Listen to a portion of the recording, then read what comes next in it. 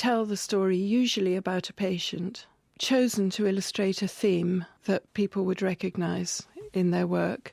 The purpose is not to decide on action, to review the care that was delivered and decide whether it should have been done differently. It's simply an opportunity for people to sit together and reflect on the very valuable and difficult work that they do caring for patients. Could you tell me a bit about how Schwartz rounds and that process of self-reflection impacts on the quality of care that patients receive? The sort of cliche is happy staff make happy patients. And the evidence showed that the people who went to the rounds felt that they were less isolated in the work of caring. They felt more supported by their colleagues.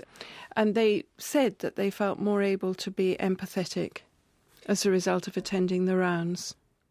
But according to John Kennedy, the problem isn't just that care workers are not provided with enough training and support. It's worse than that. While we want carers to be able to develop great relationships, we put them at the heart of a very adversarial system that, far from supporting them, gets in the way. This strikes me as being very different from the education system. I've published several reports on school reform, and I'm a governor of a primary school. While there is strong accountability in the education system, there's also more of a sense of collective endeavour. There's lots of outside support available for schools that need to improve, for example from other schools, from charities and from local authorities. John's also a school governor, so I asked him for his take. Generally speaking, local authority school, my experience has been that when they've had difficulties or challenges, they can go to the local authority and get really good, appreciative support, where an expert in education will come in and say, well, why don't you do this? Or while you're having a problem, why don't we manage it for you for a little bit until you get back up on your feet? And that is a very valuable service that schools can receive. The same doesn't really exist in care homes. If a manager has got a problem, their only recourse really is the company that they work for.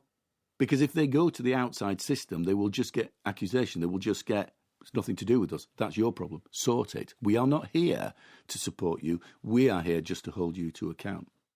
This blame culture leads to a high level of risk aversity in the system. Bill Thomas is a geriatrician and expert on ageing in the United States. He thinks that risk aversity in care systems on both sides of the Atlantic affects how we end up treating older people. What you actually earn when you become an adult is the right to folly. What distinguishes an adult from a child is the right to do dumb stuff. That's what being an adult is. I bought this house. It was too much money. Guess what? That was silly, but you have a right to do it. What happens in both American and British culture is that through no fault of their own, many people whose only crime really is old age have their right to folly revoked. And the term we would use to describe this is infantilization, or treating a person as if they were an infant or a child. And what do you think the impacts of that are? If you treat a person as if they have no ability to make their own decisions, pretty soon they stop making their own decisions. There's a term for this. It's called excess disability. And care homes, this is not a popular statement, but care homes manufacture excess disability by revoking the right to folly and saying to an older person, no, you can't go outside. Now, think about this for a minute. There's really only one other class of adults who we can say, no, you can't go outside, and those are people convicted of crimes who are confined to penal institutions. So either older people wander out in the middle of the snowstorm and nobody knows about it, or they're confined to their room by the staff in order to protect them. Wrong.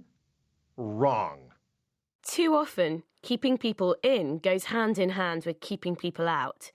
Care homes tend to be isolated from their local communities. It's another symptom of care homes trying to minimise risk. But does this create more risk in of itself? This is John Kennedy again. Care staff have to constantly write everything they do, risk assess everything they do, and it pushes the carer into seeing the other person as a bundle of risk, of something that can go wrong, for which they might get the blame. Somehow, where we get too anxious about risk, it's pushed us more towards making them much more enclosed, isolated places, which is making them riskier. Because if places are more isolated and more often than not it's just the staff and the residents in there, that makes them inherently more riskier than if there were more people involved and engaged in there. What would a better approach to risk look like? I asked Bill Thomas. The default setting is use rules and regulations in a way that disable elders. And I'm arguing for using conversation, cooperative problem solving, and a genuine commitment to well-being of the elder to create middle options. That's the world I inhabit, between taking rights away from older people and infantilizing them, and the abuse and neglect of like, yeah, I don't know where she went. She's gone. There's actually a huge place in the middle to create thoughtful policy alternatives that actually make life better for everybody. For most people in America, the kitchen is really central. So you can see the kitchen is wide open. I think one of the really key parts of what the greenhouse is about is this big wooden table. The kitchen table, as you can see, really has the space around it. A family, a community comes together around one table. Bill's belief that there is a different way of providing care led him to set up the Greenhouse Project in the United States. We started with this idea of what's a life worth living. So the greenhouse is filled with people living in a rhythm of life. What's the essence of the Greenhouse Project? What are the magic ingredients? I'm really proud of the designs and so on. I'm proud of the buildings. That's not the magic. The magic is the people. And what we're saying to them is, when you come and work in this environment, you get to be your authentic self. That's quite the opposite of the message that's delivered in a conventional care facility, where the focus is on the efficient execution of tasks. Are there lessons from anywhere where ageing is a particularly pressing issue?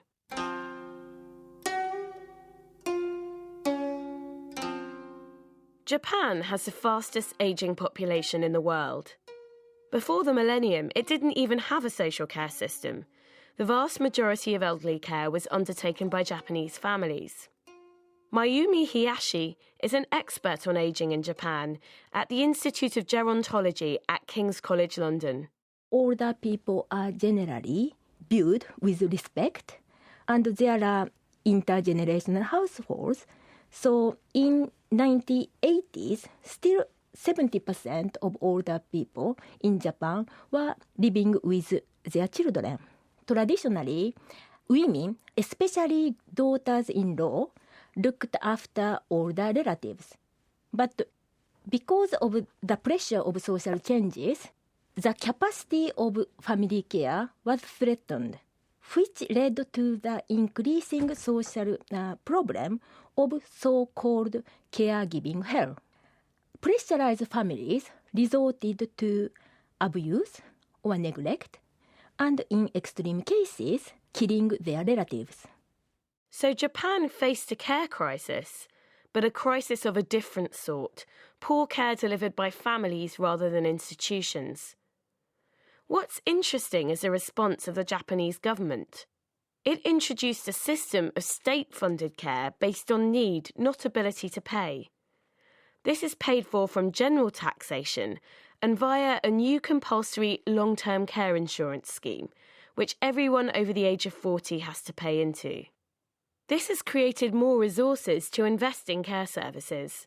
In Japan, unlike the UK, increasingly there are young graduates, both men and women, and the government is trying to establish the care sector workforce as a career.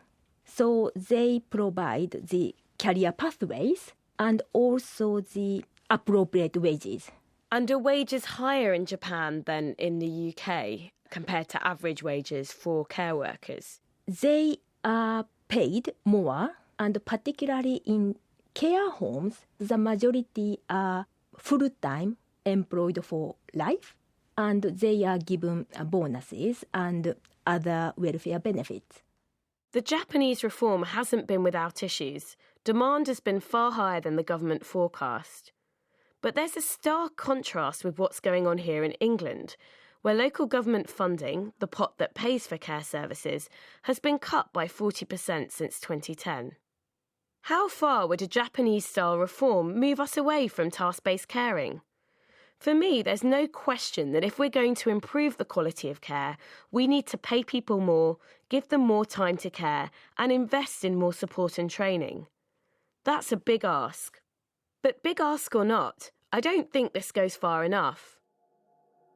Surely we need to reimagine caring as a skilled profession that is about supporting people to live fulfilled lives, not just a series of physical tasks. This wouldn't just be better for older people. It could also be better for the working population. As set out in a recent edition of Analysis, technology is replacing jobs that used to be done by skilled workers. Surely one response to this is to reconceive of high-skilled jobs as those that require the human empathy that technology can't replace. But is the way we see the care profession a reflection of some of our deeper attitudes towards ageing as a society? Bill Thomas. The answer has to do with this deeply held belief that aging is equivalent to decline, and that aging contains nothing more in it but decline. And you can see this. You run into an old friend of your father's and you say, my, he's aged. You're using that really as a shorthand to say, my dad's old friend has declined. So what that does is it closes off the possibility that aging might include decline, but might also include some very interesting kinds of personal growth and development, that older people might actually be on the most abundant and deepest and most meaningful creative journey of the entire lifespan. So when you have this declinist philosophy, you wind up with public programs and services and institutions that reflect that declinist philosophy. How do you think we as a society break down this declinist philosophy? Because it seems to be something that's inbuilt into a lot of people. Aging is about decline. Aging is about loss. Aging is about sadness and disability. When you get primed with these messages, it limits your ability to emerge fully in your potential. Most care homes see themselves as custodians of frail people where you do your best to keep them comfortable. I mean, that's how most people see it. We argue that you can also see them as gardens that grow people. I've been left convinced we can't change the way we see the profession without fundamentally challenging our own attitudes to ageing. There's a lot to overcome. The naturally human response to thinking about ageing is fear and trepidation. But unless we throw off the declinist philosophy of ageing to embrace a more positive view of being old, I don't think we're ever going to properly value caring as a job. Better conditions for the aged can only come when we are as proud and careful of those whose work is done as we are of the young whose work is yet to come.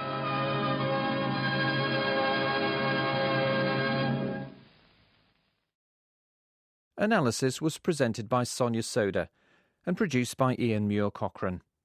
Next week, Jeremy Cliff asks if our real political divide is between those who feel comfortable in liberal, diverse urban Britain and those who do not. You can contact the programme by email at analysis@bbc.co.uk or follow us on Twitter. Our handle is BBC_analysis.